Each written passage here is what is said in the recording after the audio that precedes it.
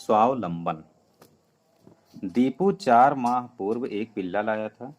चितकबरा पिल्ला देखने में बड़ा भोला सा, किसी के भी सामने पूंछ हिलाने वाला, हर कोई प्यार से उसके ऊपर हाथ फेर कर गोद में ले लेता। दिन बीतते गए और आज उसकी शरारत का कोई हिसाब नहीं है। हर समय भूखा रहता है, कुछ भी मिल जाए तुरंत खा जाता है। घर के सारे चप्पल जूते उठा उठा कर एक जगह एकत्र कर देता है। घर की अनेक वस्तुएं पलंग पर रख देता है। सोते हुए दीपू के ऊपर से कपड़ा खींचने लगता है।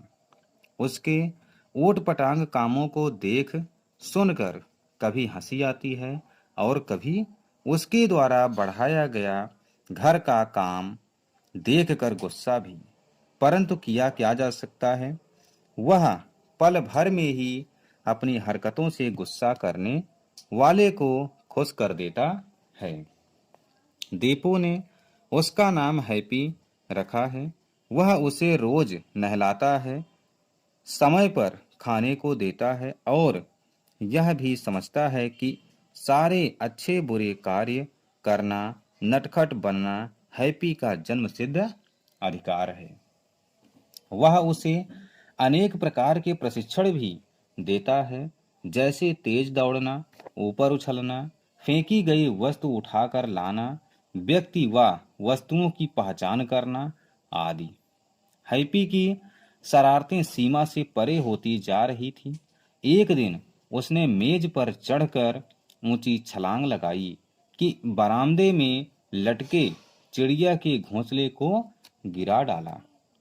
दीपू स्कूल से वापस आया तो देखा कि घोंसला टूटा पड़ा था।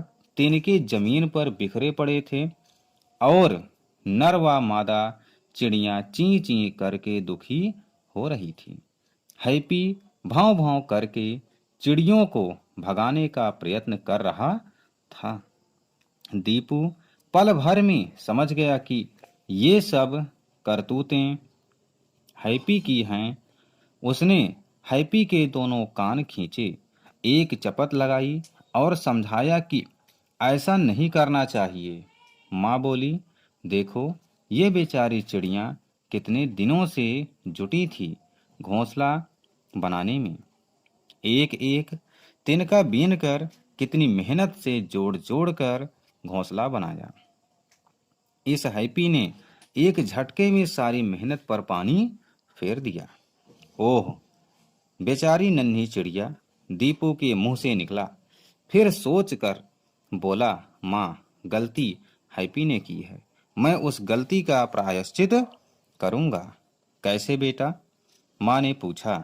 मैं चिड़िया का घोंसला बनाऊंगा, दीपू ने उत्तर दिया। पर बेटे, चिड़िया उसमें नहीं बैठेगी, उसमें अंडे नहीं देगी, माँ बोली। वाह माँ, तुम भी क्या बात करती हो। मैं इतना बढ़िया घोंसला बनाऊंगा कि चिड़िया देखती रह जाएगी। वह मजे से उसमें बैठेगी और अंडे देगी, दीपू ने कहा। उसकी बात पर माँ कुछ नहीं बोली। वे जानती थी कि दीपू अपने मन की करेगा जरूर। फिर दीपू के घोंसले में चिड़िया भले ही न बैठे, घोंसला बनाने में हर्ज ही क्या है। इसी बहाने पता तो चलेगा कि घोंसला बनाने में कितनी मेहनत लगती है। अगले दिन रविवार की छुट्टी थी। दीपू नाश्ता करके अपने काम में जुट गया। उसने बाग में जाकर सूखे तिनके एकत्र किए, कुछ टहनियां लाया, बेकार पड़े तार से घोंसले का एक साँचा बनाया। फिर उसमें आड़े तिरछे करके तिनके लगाए। जैसे तैसे घोंसला बनकर तैयार हुआ। इसके बाद उसने घोंसले के भीतर रुई की मुलायम परतें बिछा दी। यूं वह घोंसला बाहर से देखने में अधिक सुंदर तो नहीं था, परंतु बड़ा आरामदेह लग रहा था। दीपू ने घोंसले का टोकरा सातीर पर लटका दिया। वह बड़ा ही प्रसन्न हो रहा था कि चिड़िया आएगी तो घोंसला तैयार देखकर खुशी से फुदकेगी। फिर वह इस घोंसले में नन्हे नन्हे अंडे देगी। उसने उनसे बच्चे निकलेंगे, वे ची ची करके बोलेंगे, घर में फुदकते फिरेंगे, परंतु दीपू की सारी कामनाएं व्यर्थ रह गई। शाम को चिड़िया और चिड़ा आए। उन्होंने अपनी चोंच से घोंसले का एक एक तिनका निकाल कर फेंक डाला। दीपू दौड़ा दौड़ा माँ के पास गया और रुआंसा होकर बोला, माँ, चिड़िया ने तो सारा घोंसला ही नोच कर फेंक डाला है। माँ मुस्कुराई और बोली, बेटे, मैंने तो पहले ही समझाया था, ये छोटे छोटे जीव जंतु भी स्वावलंबी होते हैं, अपनी मेहनत से स्वयं ही अपना काम करते हैं। हम ही हैं जो दूसरों पर निर्भर रहते हैं, आराम तलबी हो चाहते हैं। तो माँ, मेरा सारा परिश्रम व्यर्थ ही गया? दीपू ने पूछा। माँ ने समझाया, नहीं बेटे, पहला सबक तो तुम्हें चिड़िया से यह मिला कि हमें अपना काम स्वयं करना चाहिए। अपना काम दूसरों से करवाने की आदत अच्छी नहीं है। दूसरे भले ही यह चिड़िया तुम्हारे बनाए घोंसले में न बैठे, पर तुमने सारी चीजें एक ही स्थान पर रखकर उसके प्रति हमदर्दी तो दिखाई, उनके पुनः घोंसला बनाने हेतु सहायता तो की है।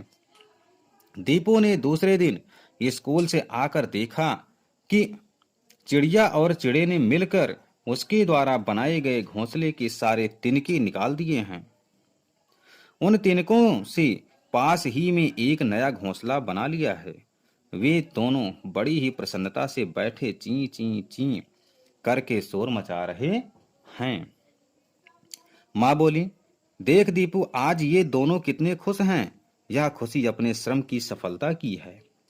स्वयं परिश्रम करके जो कार्य किया जाता है उसी में सच्चा आनंद मिलता है। आज ये दोनों दिन भर घोंसला बनाने में ही जुटे रहे।